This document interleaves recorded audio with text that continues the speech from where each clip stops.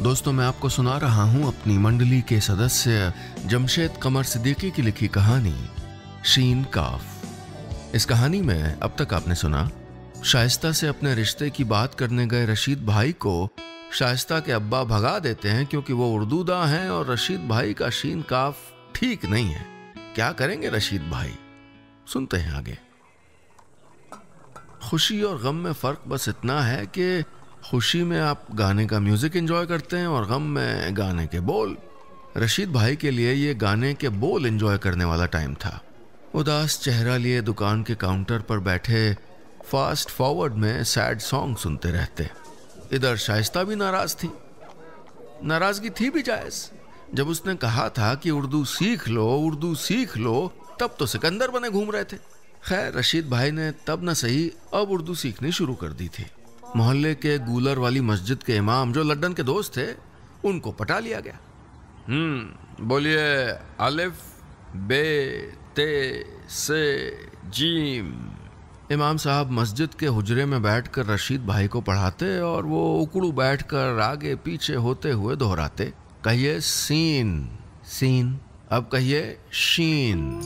अरे अभी तो कहा सीन। इमाम साहब बोले, अरे सीन नहीं शीन, कहिए शीन। रशीद झुंझला के बोले, शीन। शाबाश। इमाम साहब बोले, अब कहिए काफ।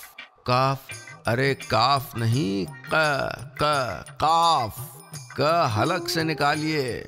रशीद बोले, अरे हलक से क्या, वहां खून थूक दें क्या? उधर ये चल रहा था, इधर शाइस्ता की उदासी गहराती जा रही थी। प्रदीप अंकल ने रहमानी साहब के बेटे फैजान वाले रिश्ते के लिए वसीम साहब को मना लिया था। शाइस्ता अपने कमरे में बिस्तर पर औंधी पड़ी उन कैसेटों और उनके कवर देखा करती थी जिनमें रशीद ने कभी अपनी पसंद के गाने डब करके उसको दिए थे। वॉकमैन के ईयरफोन कानों में लगाए वो बिस्तर पर औंधी पड़ी सिसकती रहती। तकरीबन हफ्ता 10 दिन इसी उदासी में कट गए। लेकिन एक दोपहर जब घर का फोन बजा तो शाइस्ता ने उठाया। हेलो कहने के बाद वो रुक गई। दूसरी तरफ से आती आवाज सुनकर वो फोन कान से लगाए खड़ी रही और आंसू उसके गालों को छूने लगे। उसी देर शाम शाइस्ता और रशीद उस पुराने टीले पर मिले जहां अक्सर मिला करते थे। क्यों बुलाया मुझे यहाँ? शाइस्ता ने नाराज होकर कहा तो रशीद बोले, क्यों, अब हम तुमसे मिल भी नहीं सकते क्या? बिल्कुल नहीं मिल सकते, उसने कहा।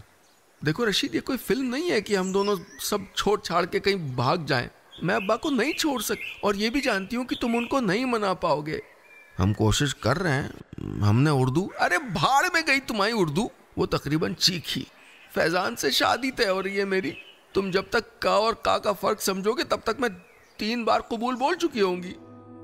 शाइस्ता की जबान से निकले वो लफ्ज रशीद के कानों में इस तरह गूंजे जैसे अदालत में खड़े मुजरिम के कानों में सजाए मौत के लफ्ज गूंजते हैं। दोस्तों, आगे की कहानी सुनने के लिए ऊपर जो छोटी सी विंडो देख रहे हैं उसको क्लिक करिए और सीधे अगले सेगमेंट में पहुंच जाइए।